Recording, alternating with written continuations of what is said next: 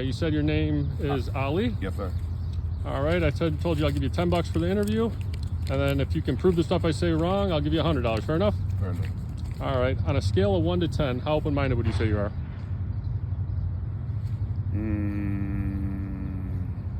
I'll say 9. 9? All right, that's pretty high. Do you think you should look at both sides in the argument before you make a decision on what's right or wrong? Yes, yes. All right. Definitely. Do you trust your senses? Yes. All right. You trust the government?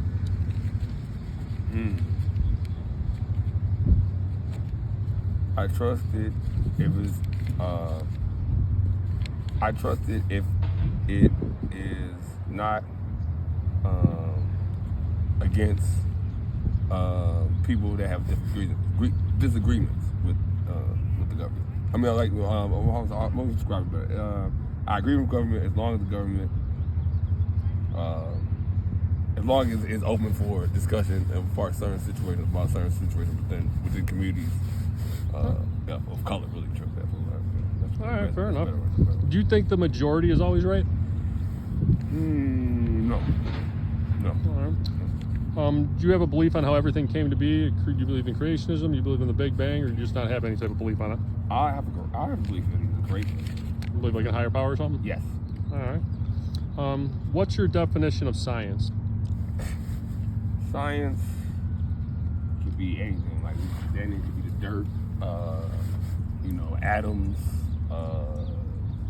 things of the chemical substance that can be formed into a bigger construct. Right. Like, so like, when you picking the cement and making it into a brick or making it into a solid. You building stuff for Yeah, science. exactly. Would you agree science should be observable, measurable, testable, and repeatable? Alter, yes. Yeah, all that. Alter, Yeah. yep. Do you think science should ever be a closed book? In science, I don't think it could ever be a closed book. That's it. I agree with that, man. It should always be open to question, right? Yeah. Cool. What's the difference between a belief and a knowing?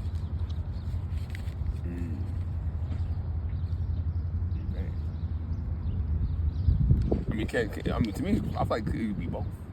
Both? I mean, Both. I'd say knowing is a little more kind. Like a higher power, like that's a strong belief, probably. Would you say? Yeah. I mean, you probably think it's a knowing, maybe because you have real strong beliefs to it. But like, would you say a knowing would be like me and you are talking right here, right now? That's a definite knowing. Would you agree with that? Yeah. All right. Now here's where we go off, and this is where the big question comes. It's been gaining more and more traction the last so many years. What's your opinion on this? What shape do you think the Earth is? Do you believe it's an oblate spheroid? Do you believe it's flat? Do you believe it's without form or some other type of shape? I believe it's a sphere. A sphere spinning around sphere. the sun or whatnot? I think it's all about, you feel me, with the outward, it'd be more of a spirit. Like, I think when you look inward, it's like a flat plane. Like, it's like as we are on this road, on this earth, and as we traverse across it, it expands. All right, so you believe what the mainstream says, though, like they went to the moon, and what's going on, we're on a ball spinning around in space, pretty much. All right, can I ask you why you believe that? Just in the sense of, like, I understand why people say it's flat because it's Earth, and like I said, all this is look flat. But if you look at it in that way, yeah, from a distance, especially for that in that outward way, yeah, it definitely can look like. Cause see, as you see it, it's not only flat. You see how in a sense it does come down like circle, right? Now as we travel across it, that's when it starts expanding. Because we on this, as we are on this plane, it starts expanding, it starts flattening, and it stretches. All right. You know the difference between like natural science and a formal science? Like natural science would be Natural science has been, to me, natural science is something that's been proven. Formal's like a theoretical. It's been under research and stuff like that. But natural has been in for time since we've been, like using spirit levels and stuff like that, or whatever. Since the beginning of time. So using natural science, I like using natural science on the subject. Would you agree with me?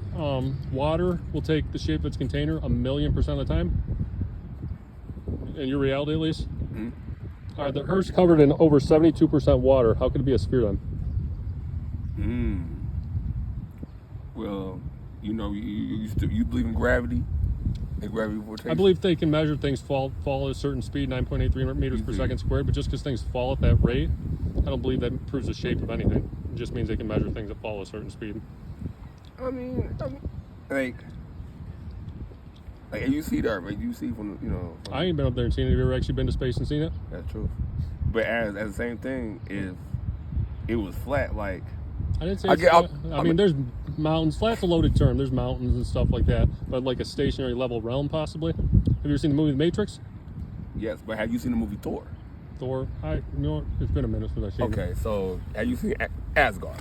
Asgard. You see how Asgard is like a flat situation, and then it runs. They show how it runs off. Mm-hmm. Earth. That's why I say Earth can be round because, see, if it was flat, it would have a runoff. Well, you mean an edge? Okay, all right. They tell you space is infinite, right? Pretty much. That's what you believe. So you assume they're right on that. Why would you assume there's an edge on the Earth if it wasn't a ball?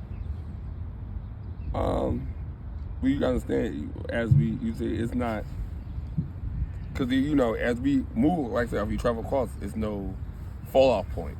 Yeah, but I'm saying, what if there is no edge? If it's like a realm and it doesn't have an edge, why would it have an edge? Now you get into more of a spiritual plane. Yeah. I mean, you did say you believe in the Creator. There's over 200 Bible verses that say the earth cannot be moved. Have you heard how it says at the very beginning, God made the earth, it was without form, and He created the firmament above? This is my next point on science here, right? Okay. They say we live in a positive pressure system, okay? We live in what we breathe in. They say space is a negative pressure system, about as close, it's a vacuum, about as close as you can get to a negative pressure system. Okay. Could you give me have you used a pressurized urine canister before?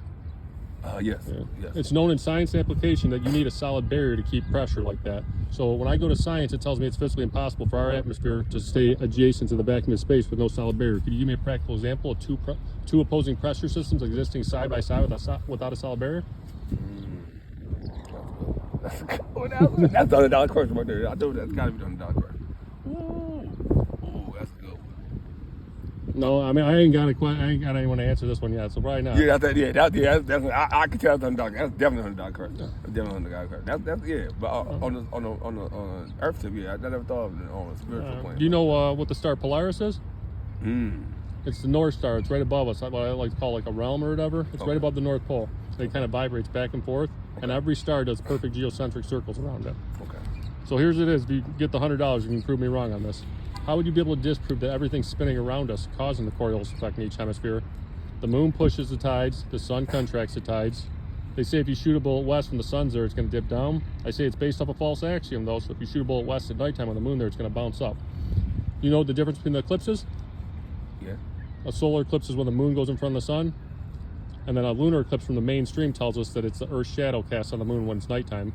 Can you hold both your hands out for me, like right straight in front of me? So say the Earth's in between the sun and the moon there. Mm. They say the mainstream's telling you it's the sun casting the Earth's shadow on that moon. Okay. But you'd agree the sun's round, right? Yeah. So how would you be able to disprove it's the sun block, not the moon? That's a good question. I said it. That's deep. The way to be able to disprove me, I'll give you $100 if you can give me one practical example of a body of water conforming the exterior shape, one practical example of a positive pressure system existing next to a negative pressure system with no solid barrier, or if you can prove to me that it's not the sun blocking out the moon during that lunar eclipse. You think you can do it? If we didn't have no barrier from the sun, you do understand the rays. I understand the sun rays and stuff for sure. So you do know us, certain people, okay. Do you ever see how the astronauts run from the Bible, man, when they ask if they've landed on the moon? You ever check? You ever look? Like you said, you should look at both sides of the argument. Yeah. Have you looked at this other side of the argument yet? Talking about What I'm talking about right now. Have you looked? You've looked at this side of the argument before? Yep. So,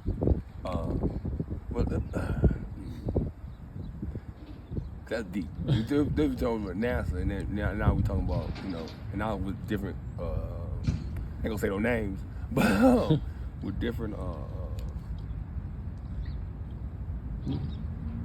I'm gonna say I say with different powerful people.